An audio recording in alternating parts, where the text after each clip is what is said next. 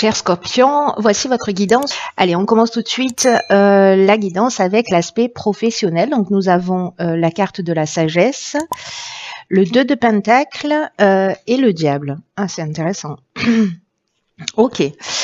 Donc la carte de la sagesse, qui est l'énergie, pardon, qui est l'énergie principale dans le domaine professionnel. Elle nous parle. Alors strictement sur le plan professionnel, d'une manière générale, parle d'ascension régulière, parle de rapports harmonieux, etc. Sauf qu'elle est accompagnée du 2 de Pentacle et du diable. C'est pas rien, et donc le nombre 9, et je me fixais un peu là-dessus, ça nous parle d'un temps de gestation, d'un temps de transformation, d'un temps d'accomplissement.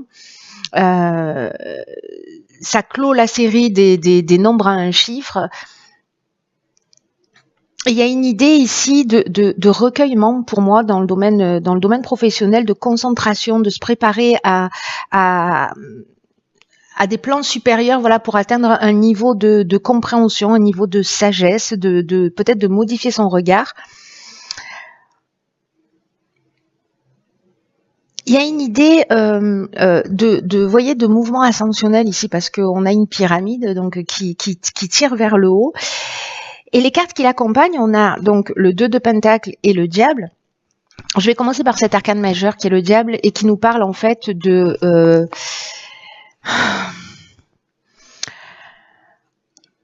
Diable, ça veut dire... l'origine du mot diable, c'est diabolos, qui veut dire désunir. Voilà, donc derrière ce mot-là, il se cache une forme de désunion. Peut-être de jongler entre deux aspects, peut-être de se sentir dans le domaine professionnel sous une forme d'asservissement, ou alors on peut être dans une forme de mensonge ou vraiment axé sur le pouvoir, sur le matérialisme. On peut avoir aussi des réactions un peu inconscientes, ou avoir quelqu'un en face de soi. Soit c'est vous qui vous mettez dans une position, voyez, d'asservissement précisément. Vous avez abandonné votre contrôle à quelqu'un d'autre. Ou alors, il y a un supérieur hiérarchique, quelqu'un avec lequel vous travaillez, qui est peut-être dans la manipulation, ou qui, justement, voyez, vous impose des limites ou vous impose des contraintes. D'une manière générale, il y a quand même ici potentiellement une... comment vous dire ça, un déséquilibre. Peut-être qu'il y a une idée d'accepter précisément ces limitations, les limitations de la personne qui est en face de vous, et de savoir dans quelle mesure vous prenez le pouvoir sur les autres ou les autres prennent le pouvoir sur vous, qui fait que du coup vous êtes pas, j'ai l'impression qu'il y a quelque chose qui est pas en accord. Et ici peut-être vous devez jongler avec les humeurs de quelqu'un, c'est possible, avec un supérieur hiérarchique, ou c'est vous qui précisément être un peu perturbé et qui avait de la difficulté comme ça à jongler avec peut-être tout ce que vous avez à faire. Attention aux raccourcis aussi que potentiellement vous pouvez prendre. Il y a une idée quand même ici d'élévation ou de comprendre peut-être une situation ou un mode de fonctionnement, de se réunifier, peut-être pour aller vers quelque chose qui vous correspond plus, avec lequel vous êtes en accord. Peut-être que vous travaillez, vous faites une activité où vous n'êtes pas en accord avec vos valeurs. C'est aussi possible, et donc du coup, voilà, vous êtes là en train de jongler, d'essayer de trouver un équilibre. Là, pour moi, j'ai l'impression que sur le plan professionnel, où justement on va chercher à l'intérieur de soi, et j'ai l'impression que pour certains d'entre vous, ça va être le cas. Voilà, mais encore une fois, l'idée, c'est peut-être de mettre le doigt sur quelque chose pour se tirer vers le haut et aller au-delà des apparences et se réunifier. C'est-à-dire se relier toutes les parties de soi et pas les disperser ou en faire cadeau à quelqu'un d'autre. Et peut-être une idée aussi de dualité par rapport justement à une situation, de savoir ce que vous devez faire ou pas, quelle direction aller. Peut-être que certaines personnes se posent la question. Dans le domaine sentimental et relationnel, nous avons la carte 41 de l'équité et la carte 29 de l'élévation comme énergie principale. Nous avons le cavalier d'épée et le 3 d'épée. Ok. Alors, par quoi je commence?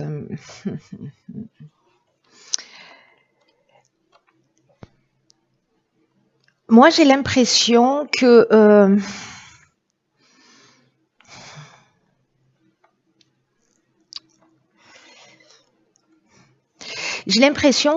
peut-être certains d'entre vous, parce que la carte de l'élévation dans le domaine affectif, elle représente quand même un amour total qui grandit, qui tend à être sublimé. Il y a une idée de renouvellement dans une forme aussi d'équilibre si vous êtes déjà en couple.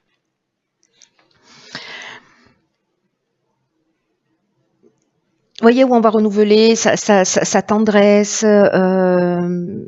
Il y a peut-être des émotions intenses là que vous êtes en train de vivre, ou peut-être un sentiment d'éternel recommencement.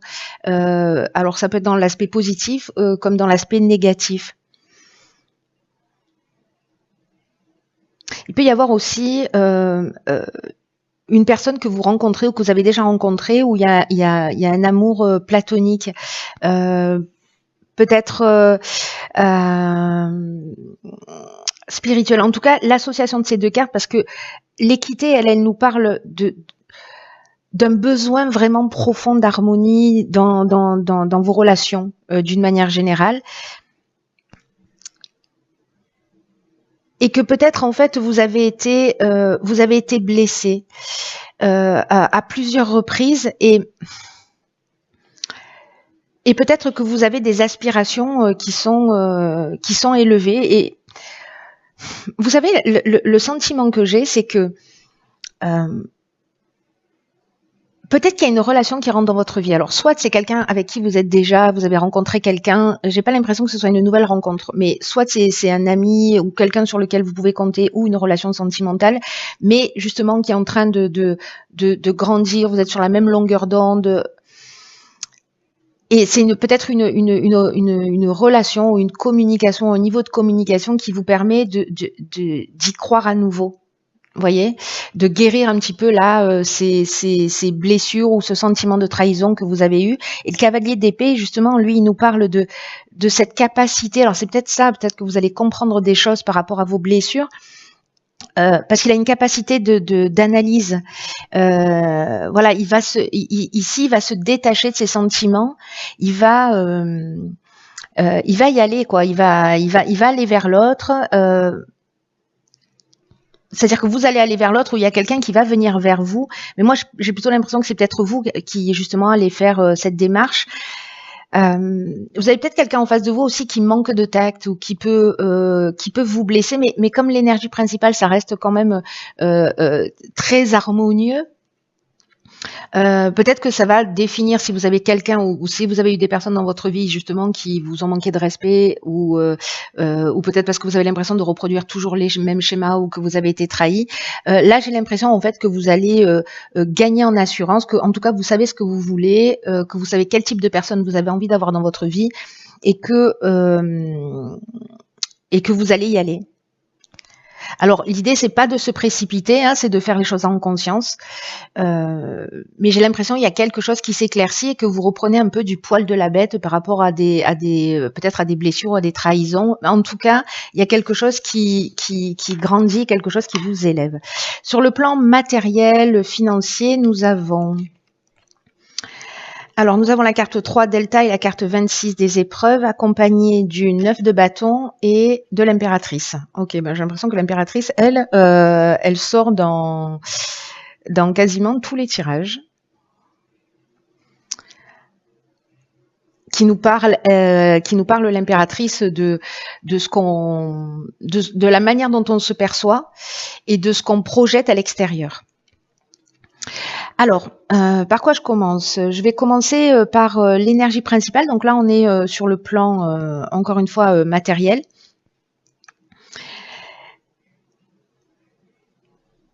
Ici, il y a une idée peut-être d'avoir traversé des périodes, une période un peu compliquée sur le plan matériel ou sur le plan financier. Peut-être ça peut être lié aussi à un système de valeurs. Hein. C'est fort possible. C'est comme s'il y avait eu des difficultés, mais que vous avez réussi à trouver une stabilité. Voilà. Mais vous avez traversé des épreuves pour y arriver.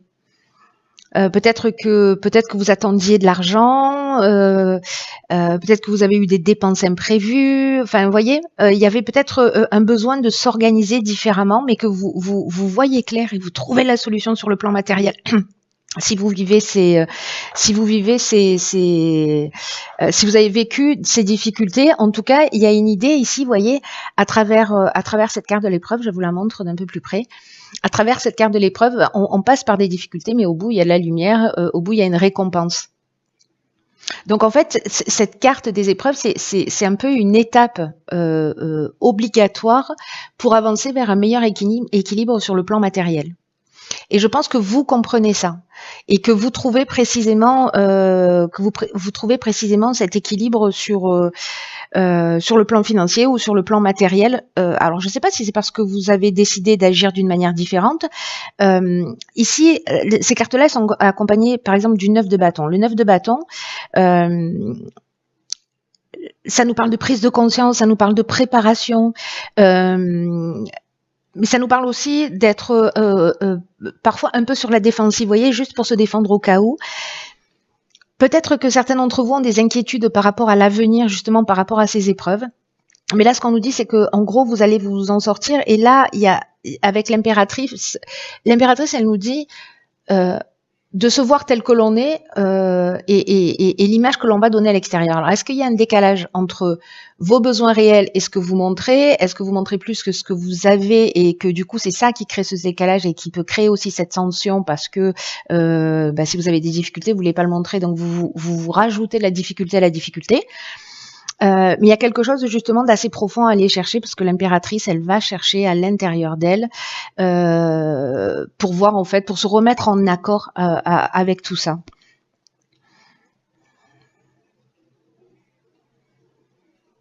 Donc attention aussi à votre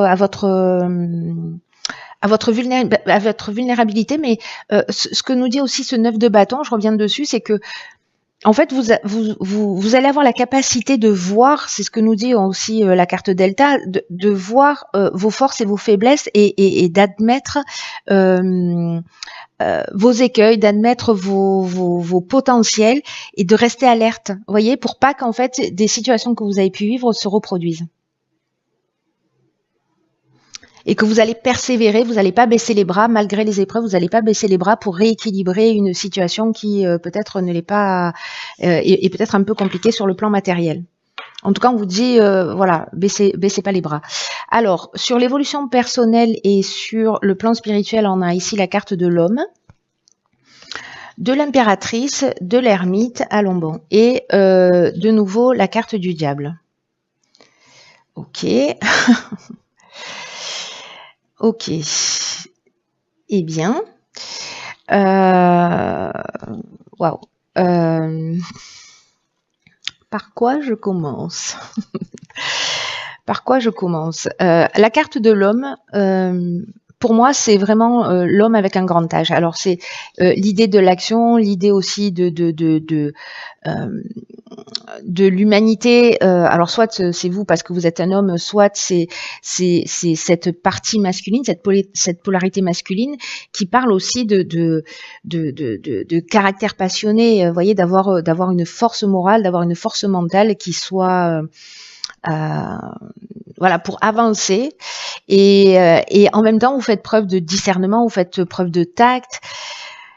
Alors il peut y avoir pour certains d'entre vous aussi une ou peut-être de l'orgueil ou peut-être une forme d'égocentrisme ou alors peut-être que certains d'entre vous sont voyez colériques ou impulsifs. Sur le plan purement spirituel, cette carte de l'homme, ce dont elle nous parle, c'est que vous bénéficiez d'une protection, de la protection d'un homme, ou peut-être quelqu'un qui va rentrer dans votre vie, que vous allez croiser sur votre chemin, qui aura cette énergie masculine. Et qui va vous initier à des plans plus élevés, peut-être vous permettre des prises de conscience justement. Avec la carte de l'impératrice. Avec la carte de l'impératrice, on est à l'inverse de l'homme, c'est-à-dire qu'on est enfin, on n'est pas à l'inverse de l'homme, mais on est sur l'autre polarité, vous voyez. Et c'est intéressant parce qu'avec le diable qui nous parle de désunion, on en a parlé tout à l'heure, hein, je vais pas revenir dessus, mais ici, j'ai l'impression qu'il y a une possibilité aussi d'allier ces polarités entre l'aspect soumission, l'aspect domination. Ici, avec l'impératrice, on est dans l'expression de soi.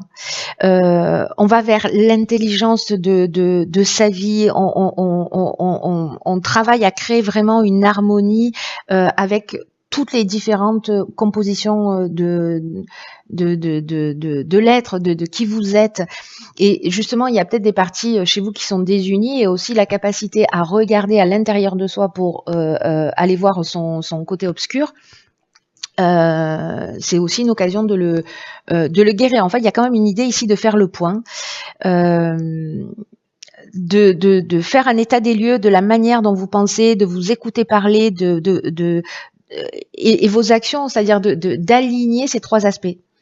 Voilà, d'aligner la pensée, d'aligner la parole et d'aligner vos actions. Une idée d'accepter aussi le chemin que l'on a, son destin, c'est-à-dire ce qu'on a déjà vécu, et de choisir d'exprimer en fait ses véritables valeurs. Alors si jamais vous n'êtes pas encore dans cette voilà, parce qu'il y a deux portraits dans cette énergie là de lumineuse de l'impératrice, l'autre aspect un peu plus obscur et peut-être ce sur quoi vous devez mettre l'accent, c'est précisément quand je vous disais c'est l'opposé de l'homme. Là on est plus dans la séduction. Dans l'idée en fait de travailler plus son image, peut-être d'avoir des blocages ou peut-être de cette capacité justement à être dans cette soumission, à ne pas dire réellement ce qu'on ressent, à ne pas parler réellement de ses besoins. Il y a une idée de se fermer, il y a une idée de se taire, où on peut être dans une forme de vanité aussi, hein, et d'orgueil, mais on n'est pas en évolution, on est plutôt en involution. Donc là, avec cette carte de l'ermite qui est centrale, c'est précisément peut-être de voir où vous en êtes par rapport à ça. C'est peut-être des questions que vous vous posez. Peut-être qu'il y a des circonstances dans votre vie qui vous mettent dans cette situation. C'est peut-être soit des reproches qu'on vous fait, soit des situations qui ou peut-être c'est quelque chose que vous supportez pas chez quelqu'un que vous avez en face de vous et du coup en fait ça vous parle aussi de vous. Et là en fait c'est de faire cet état des lieux pour savoir où est-ce que vous en êtes. Où est-ce que vous en êtes? Est-ce que vous êtes en accord entre vos pensées, vos actes et vos actions? Est-ce que vous êtes aligné ou est-ce que vous êtes dans une forme de compromis où vous fuyez le conflit ou au contraire vous êtes très autoritaire? Voilà. Donc voilà pour l'évolution personnelle et spirituelle. Voilà, chers scorpions, écoutez, je vous embrasse très fort. Prenez vraiment bien soin de vous et puis je vous dis à très vite pour une nouvelle guidance. Je vous embrasse.